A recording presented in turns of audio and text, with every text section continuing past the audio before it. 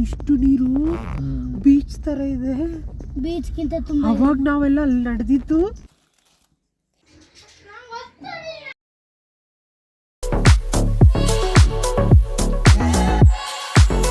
Hi hello ನಮಸ್ಕಾರ ಎಲ್ರಿಗೂ, ಹೇಗಿದ್ದೀರಾ? ನಾವು ಕೂಡ ತುಂಬ ಚೆನ್ನಾಗಿದ್ದೀವಿ. ಐ ಹೋಪ್ ನೀವು ಕೂಡ ಚೆನ್ನಾಗಿದ್ದೀರಾ ಅಂತ. ಇದು ನಮ್ಮ ಊರಿನ ವಿಡಿಯೋ. ಊರಿಗೆ ಹೋಗಿದ್ದೆಲ್ಲ ತೆಗಿಲಿಲ್ಲ, ಬಟ್ ಊರಿಗೆ ಹೋದ್ಮೇಲೆ ಏನು ಮಾಡಿದ್ದೀವಿ ಅನ್ನೋದನ್ನು ವಿಡಿಯೋ ಮಾಡಿದ್ದೀನಿ. ಇದು ನಮ್ಮ ಊರು NR ಪುರ, ನರಸಿಂಹರಾಜಪುರ ಅಂತ. ನಾವು ಶಾರ್ಟ್ ಆಗಿ NR ಪುರ ಅಂತ ಹೇಳ್ತೀವಿ. ಇದು ನಮ್ಮ NR ಪುರದ ರೋಡ್, TB ಸರ್ಕಲ್ಗೆ ಹೋಗುವಂಥ ರೋಡು. ಏನು ವಿಷಯ ಅಂದರೆ, ನಾವು ಬೆಳಿಗ್ಗೆನೇ ಬ್ರೇಕ್ಫಾಸ್ಟ್ ಮಾಡಿ ಹೋಟ್ಲಲ್ಲೇ ಮಾಡಿಕೊಂಡು ಫಿಶ್ ತರ್ಲಿಕ್ಕೆ ಹೋಗಿರೋ ವಿಡಿಯೋ ಆಯಿತಾ. ಆದರೆ ಎಲ್ಲೂ ಫಿಶ್ ಸಿಗಲಿಲ್ಲ. ಹಾಗಾಗಿ ಫಿಶ್ ತರ್ತಾರೆ ಅಲ್ವಾ, ಅವರ ಮನೆ ಹತ್ರನೇ ಹೋಗ್ತಾ ಇದ್ದೀವಿ. ನಮಗೆ ದಾರಿ ಗೊತ್ತಿಲ್ಲ. ಹೀಗೆ ಮನೆಗೆ ಫೋನ್ ಮಾಡಿ ಕೇಳಿ ಹೋಗ್ತಾ ಇದ್ದೀವಿ. TB ಸರ್ಕಲ್ ಹತ್ರ ಬರ್ತಾ ಇದ್ದೀವಿ. ಇದೇ TB ಸರ್ಕಲ್, ಬಟ್ ಇದಕ್ಕೆ ಏನಕ್ಕೆ ಆ ಥರ ಹೇಳ್ತಾರೆ ಅನ್ನೋದು ನನಗೆ ಗೊತ್ತಿಲ್ಲ. ಈಗ 2 ರೋಡ್ ಇದೆ, ಯಾವ ಕಡೆ ಹೋಗಬೇಕು ಗೊತ್ತಾಗ್ತಾ ಇಲ್ಲ. ಹಾಗಾಗಿ ನಮಗೆ ಇಷ್ಟ ಬಂದಿದ್ದ ರೋಡ್ಗೆ ಹೋಗ್ತಾ ಇದ್ದೀವಿ. ಇಷ್ಟು ನೀರು ಬೀಚ್ ಥರ ಇದೆ. ಬೀಚ್ಗಿಂತ ತುಂಬಾ ಅವಾಗ ನಾವೆಲ್ಲ ಅಲ್ಲಿ ನಡೆದಿದ್ದು. ಇಲ್ಲೆಲ್ಲಿ ತಿರುಗಿಸ್ತೀಯ ನೀನು? ಸುಮ್ಮನೆ ಬಂದ್ಬಿಡಿ.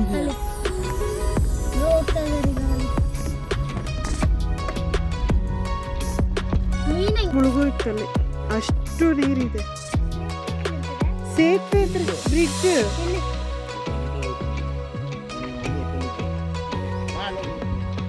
ಇಲ್ಲಿ ಬಾಯಿಲಿ, ಇಲ್ಲಿ ನೋಡು ಬಾಯಿಲಿ. ಇದು ನಮ್ಮ ಊರಲ್ಲಿ ಇರುವಂತಹ ತಡಸ ಪಾಲಂ ಅಂತ ನಾವು ಹೇಳೋದು. ತಡಸ ಹೊಳೆ ಇರಬೇಕು ಇದಕ್ಕೆ ಹೆಸರು, ಆ ಥರ ನಾವು ಹೇಳ್ತೀವಿ.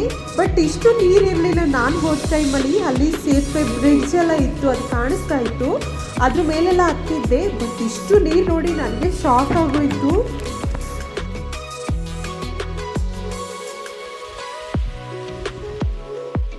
ನಾವು ಅವಾಗೆಲ್ಲ ಬಟ್ಟೆ ತಗೊಳ್ತಾ ಇದ್ದಿದ್ದು ಸಂಗೀತ ಟೆಕ್ಸ್ಟೈಲ್ ಮತ್ತು ಬ್ಯಾಂಗ್ಳೂರ್ ಟೆಕ್ಸ್ಟೈಲು, ಎರಡು ಆಪೋಸಿಟ್ಗೆ ಇದೆ.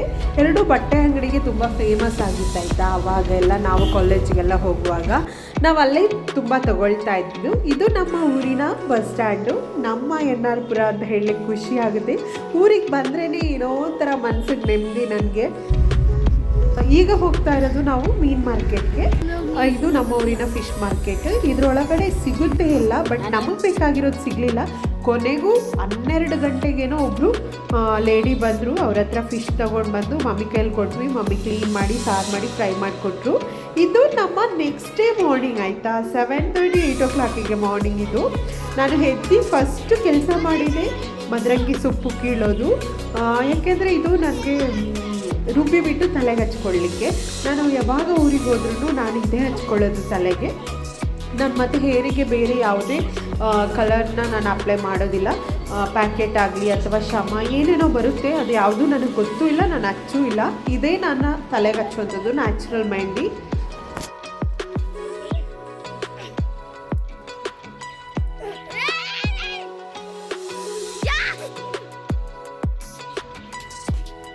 ಸೊಪ್ಪನ್ನೆಲ್ಲ ಈ ಥರ ಬಿಡಿಸ್ಬಿಟ್ಟು ಇದನ್ನು ಒಂದು ಸಲ ತೊಳ್ಕೊಂಡೆ ಚೆನ್ನಾಗಿ.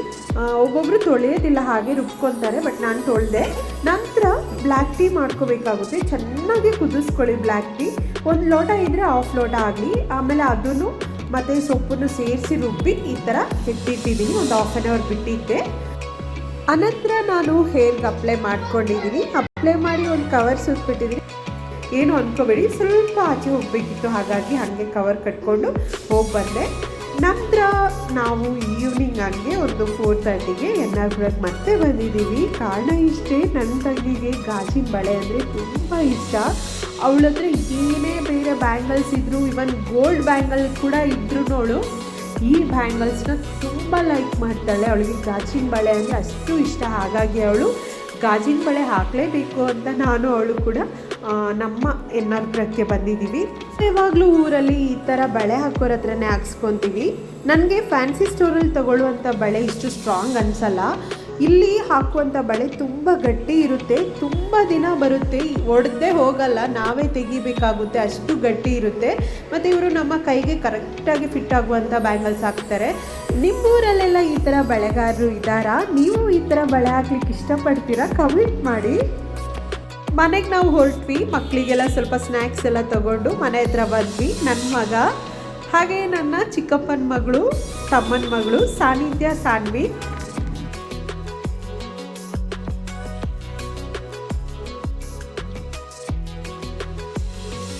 ಹಾಗೆ ನಾನು ನನ್ನ ಹಸ್ಬೆಂಡು ದೇವಸ್ಥಾನ ಹತ್ರ ಬಂದಿದ್ದೀವಿ. ನಮ್ಮ ದೇವಸ್ಥಾನದಲ್ಲಿ ಪ್ರತಿ ವರ್ಷ ನಡೆಯುವಂಥರ ಈ ವರ್ಷವೂ ಅಯ್ಯಪ್ಪ ಸ್ವಾಮಿ ದೀಪೋತ್ಸವ ನಡೀತಾ ಇದೆ.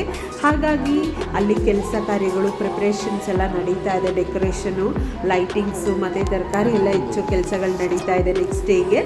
ಹಾಗಾಗಿ ಜಸ್ಟ್ ಬಂದು ನೋಡ್ಕೊಂಡು ಹೋಗೋಣ ಅಂತ ಹೇಳಿಬಿಟ್ಟು ನಾನು ಹಸ್ಬೆಂಡ್ ಇಬ್ಬರು ಬಂದಿದ್ದೀವಿ. ಪಪ್ಪ, ಮಮ್ಮಿ, ನಮ್ಮ ಫ್ಯಾಮಿಲಿ ಎಲ್ಲ ಅಲ್ಲೇ ಇದ್ದಾರೆ, ದೇವಸ್ಥಾನದಲ್ಲಿ ಕೆಲಸ ಮಾಡ್ತಾನೇ ಇದ್ದಾರೆ.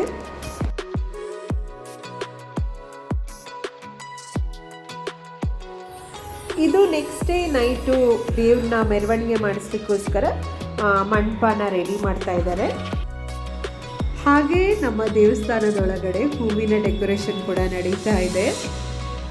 ಈ ವಿಡಿಯೋನ ಇಲ್ಲೇ ಎಂಡ್ ಮಾಡ್ತಾ ಇದ್ದೀನಿ. ಮುಂದಿನ ವಿಡಿಯೋದಲ್ಲಿ ಸಿಗ್ತೀನಿ. Thanks for watching. ಬಾಯ್.